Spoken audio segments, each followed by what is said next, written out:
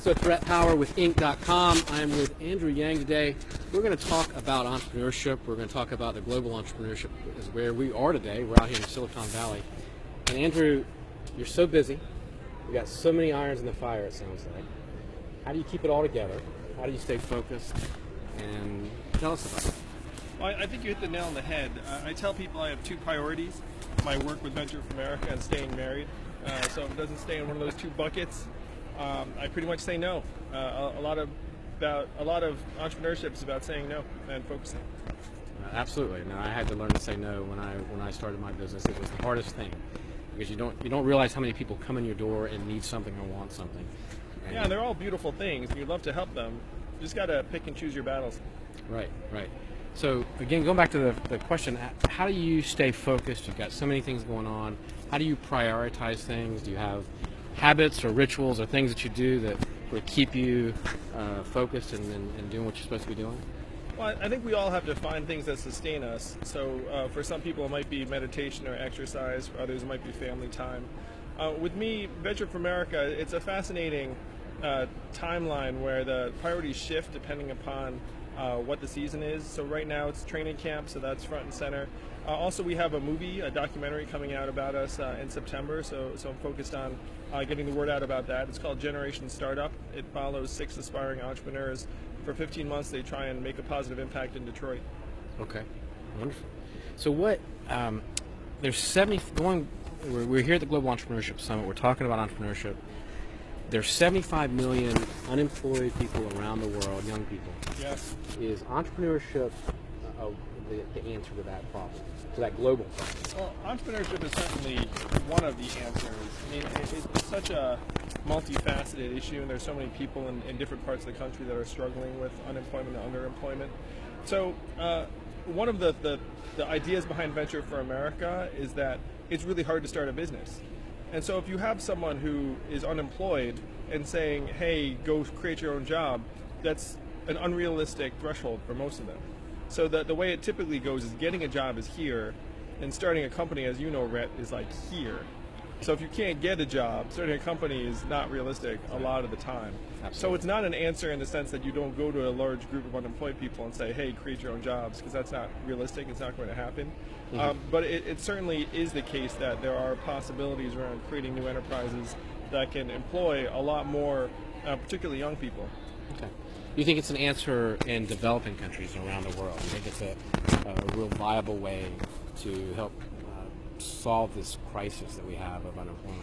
You know, I was reading this article by a guy named Nick Hanauer, who's a super successful entrepreneur, and he talks about how if you're an entrepreneur in the Congo, then you're by the side of the road selling fruit.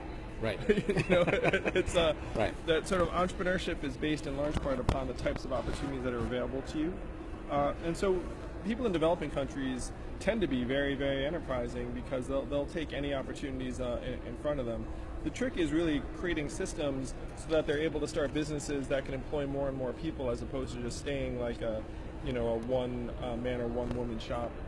Okay. So through Venture for America, do you have some success stories that are really interesting, or things that you want to tell the readers about? Yeah. So, a couple of our first fellows have graduated now from Venture for America and started their own companies that are having positive impacts around the country. So one company, it's called Leagueside. This guy, Evan Brandoff, and his partner, Zubin Tehrani, they moved to Detroit and New Orleans, worked in startups. And then Evan was at a Little League game and noticed how cruddy the sponsors were, and said, you know what, I bet some large corporations would love to actually be a part of this Little League. So he's now started a company that connects big brands like McDonald's or Smoothie King or Applebee's to little leagues around the country. Wow. It's called Leagueside. And to talk about a wholesome business, I mean, like these little leagues are looking at him like it's too good to be true when he's like, hey, how would you like me to try and get you like a corporate sponsor? So, and on the flip side, the brands love it because there's nothing more powerful than association in a community with people's kids, like we're running around the playground. So that's an incredible story, and we have another literally several dozen other stories like it. 25% of people that graduate from Venture for America have started their own businesses over this last several years, and that's what we are. We're a national entrepreneurship apprenticeship program for people here in the States. Okay, so going back again to Venture for America, what are the requirements to get in the program? What are you looking for when you choose a fellow? So it's based somewhat on my own experience as an entrepreneur. So Rhett, you talked about yours. I started my first company when I was 25, and it flopped. It failed quite badly. You know, like I was burnt, my investors were burnt, and so I know firsthand how hard it is to build a business. It's one reason why one of the key ideas is to say, look, building a business is incredibly hard, and expecting people to do it. You know what's funny is that people that expect other people to build businesses, 99% of the time haven't done it themselves. Exactly right. Anyone who's actually done it would be like, whoa, like I'm certainly not going to expect. Well, I read you said something like building your business was hard compared to law school and compared to everything else you'd ever done. Oh God, yes. You know, I say that like I was an above average student, and so when my first company flopped in my 20s, I was like, this is much harder than being a student ever was. So the way I learned was I worked for a more experienced entrepreneur for 4 years and then another one for an additional 2 years. And at that point then, you know, I had a sense as to how these things operate. So what Venture for America does is we take enterprising young people who've graduated from college and want to learn this process, and we pair them with more experienced entrepreneurs in Baltimore, Detroit, New Orleans, Cleveland. Big weekend for Cleveland. We're very excited about that. St. Louis and other cities around the country so they can learn how these businesses grow. And then after 2 years, if they want to start their own business, we have a little seed fund provided by UBS and an accelerator to help them get their start. So to get into Venture for America, you just need to be a really enterprising, hardworking, resilient young person who wants to learn how to build a business. You can apply at ventureforamerica.org. If you have nieces, nephews, children who resemble this, please send them our way. And we love Inc.com because Inc.com speaks to entrepreneurship. And like I'm an avid reader. I read it, you know, even before I started my own company. I have to say, I wish this was around when I was young and started my first company, because you do mature. You know, it takes years for you to learn and to not make the same mistakes. That, yeah.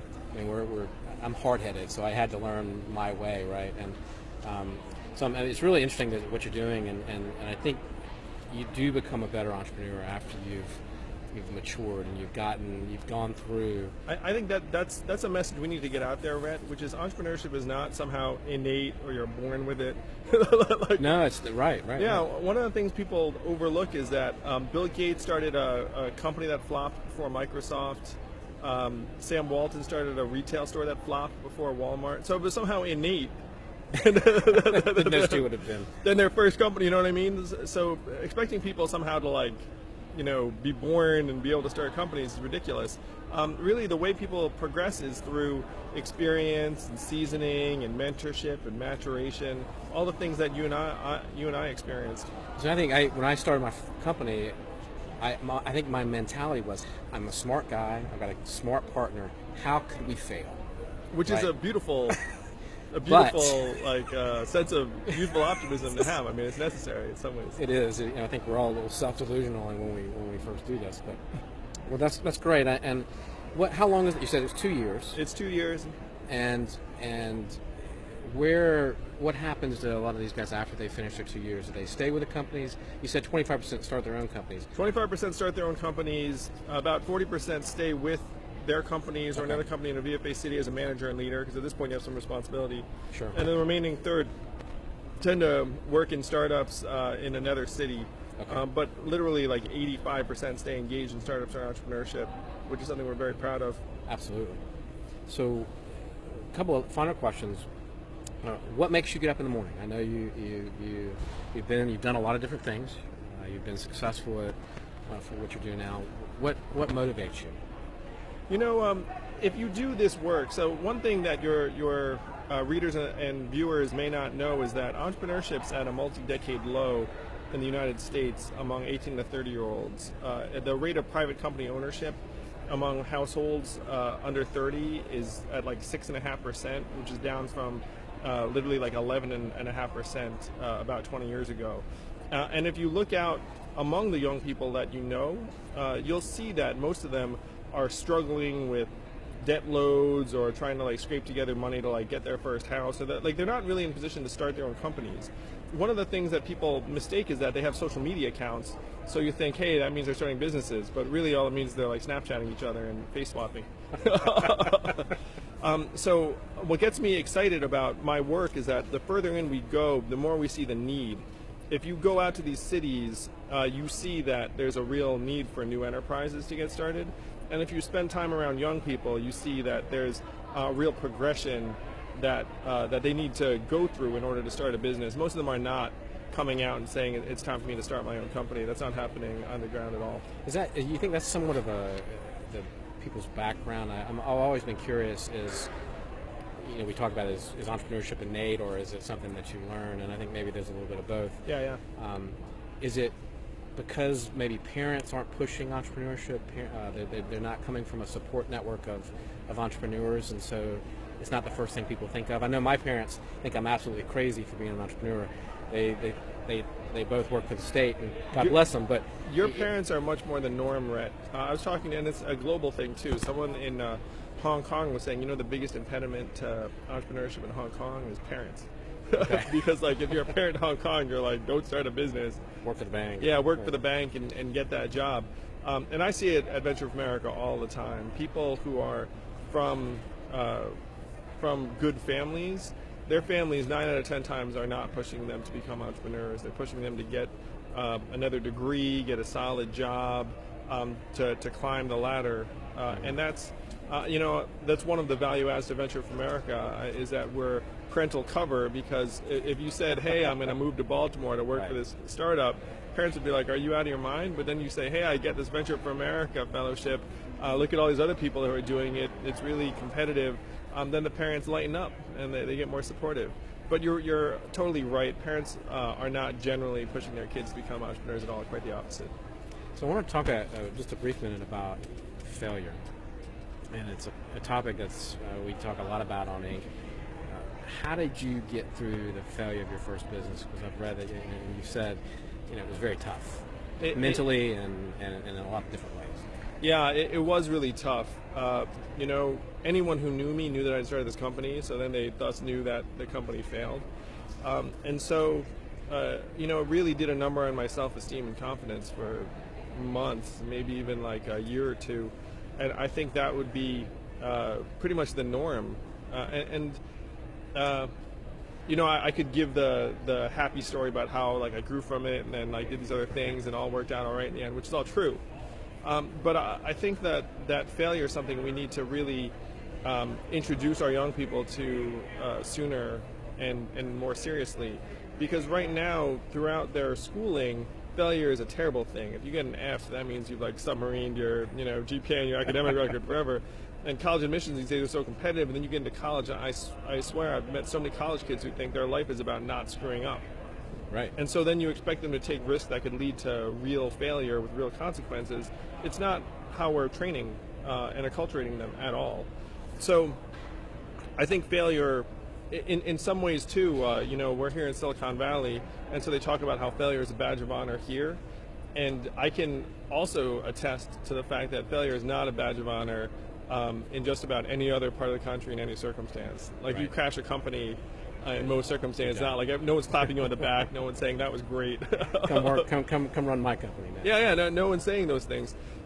So I think that we need to have more honest conversations about failure. We need to let our young people know that failure is part of the process in a very real way, and not in like a sort of facile, superficial way, but in a very real way. And I think having people who've become successful talk about their early failure is very helpful. Okay, thank you. Tell me about Smart People Should Build Things. Sure. So I started Venture for America about 5 years ago, and Smart People Should Build Things is about how we need more of our talented young people building businesses in cities around the country, as opposed to right now.